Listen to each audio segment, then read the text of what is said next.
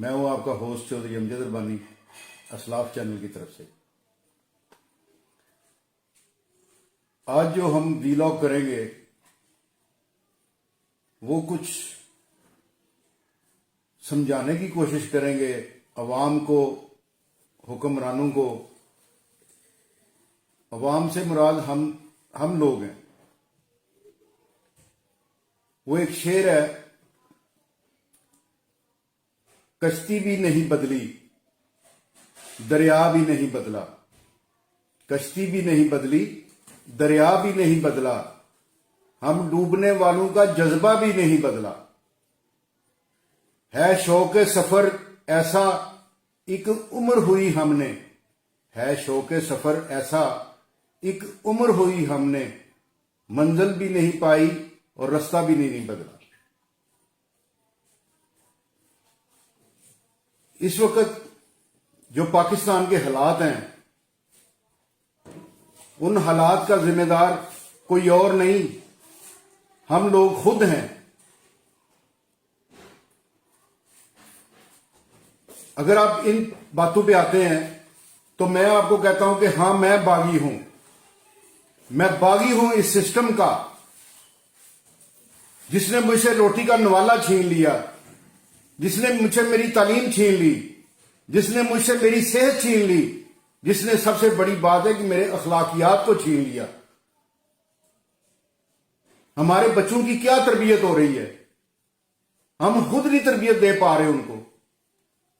جو وہ باہر دیکھتے ہیں، جو معاشرے میں دیکھتے ہیں، وہ اڈاپٹ کر رہے ہیں۔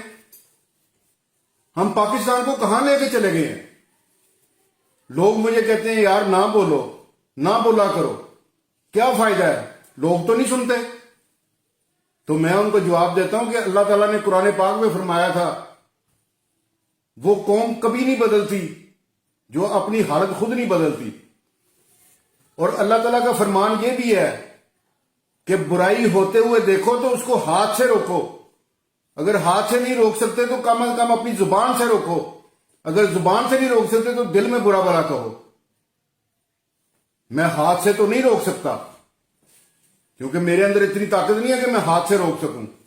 اگر ہاتھ سے روکنے کی کوشش کروں گا تو کل کو قانون کے شکنجے میں آ جاؤں گا کہ میں نے قانون کو ہاتھ میں لینے کی کوشش کی ہے۔ لیکن اللہ پاک نے مجھے زبان دی ہوئی ہے اور مجھے اختیار دیا ہے کہ میں بولوں، اور میں بولوں گا اور برائیوں کو اجاگر کروں گا۔ آپ کو سننا پڑے گا۔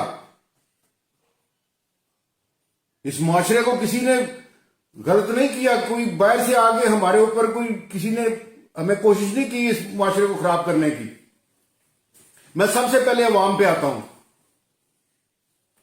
میں عوام سے پوچھتا ہوں، کیا عمران خان، نواز شریف یا زرداری آپ کو کہتا ہے کہ دودھ میں ملاوٹ کریں؟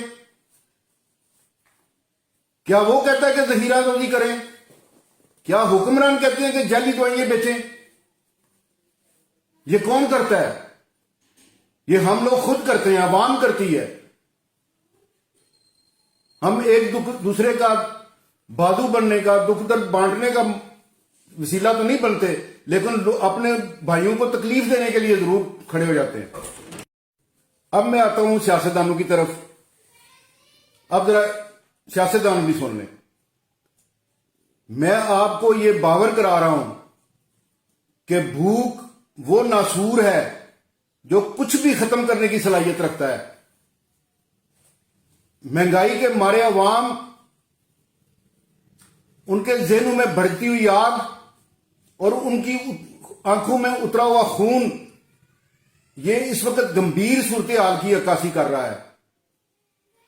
مصائب و آلام اپنی انتہا تک پہنچ چکے ہیں اور لوگ ان حالات میں اللہ تعالیٰ سے موت کی استدعا کر رہے ہیں، موت کی دعائیں کر رہے ہیں۔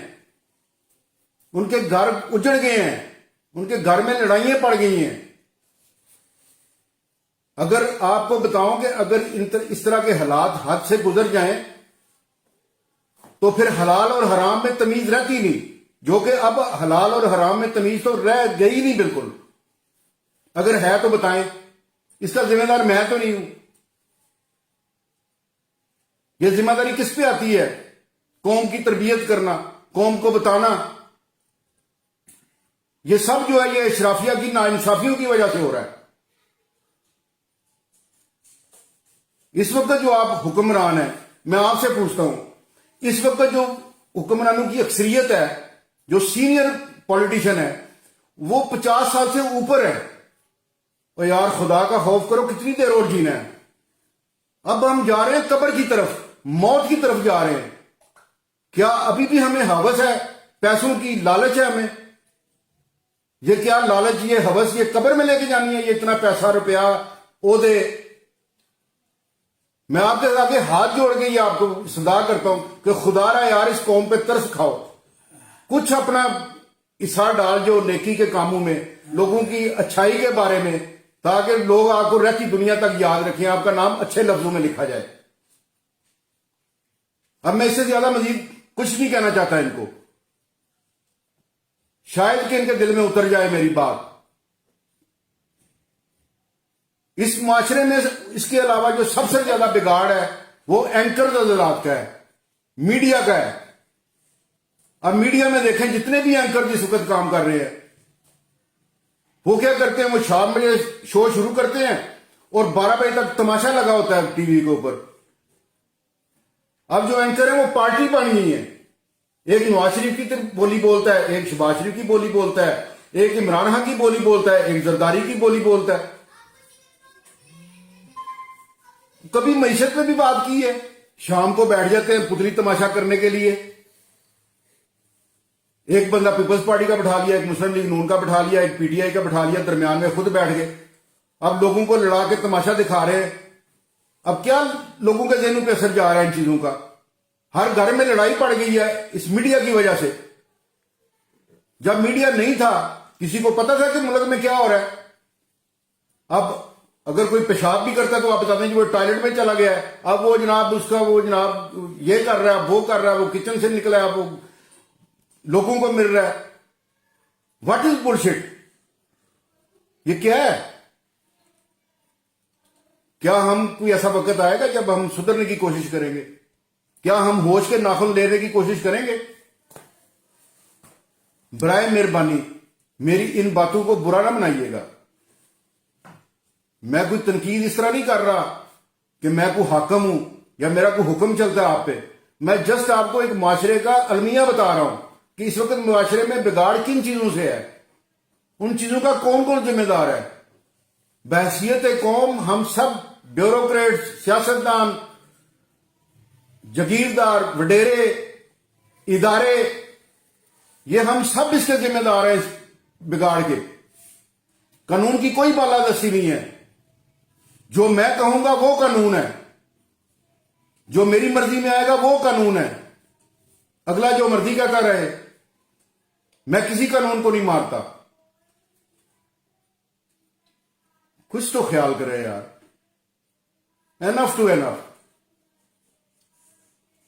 اب لوگوں کے نعروں پہ نہ جائیں، لوگوں کی باتوں پہ نہ جائیں۔ ہر بندہ اپنا محاسبہ خود کرے۔ اگر ہم لوگ عوام ٹھیک ہو گئے، ہم پہچان گئے اپنے آپ کو پہچانیں۔ چھوڑ دیں ان کی پہچان تو خود ہی ہو جائے گی کل کو، پہلے اپنے آپ کو پہچانیں۔ جب آپ اپنے آپ کو پہچان لیں گے تو آپ کو کسی کی ضرورت ہی نہیں رہے گی، معاشرہ خود بہت ہی ٹھیک ہو جائے گا۔ خدا حافظ۔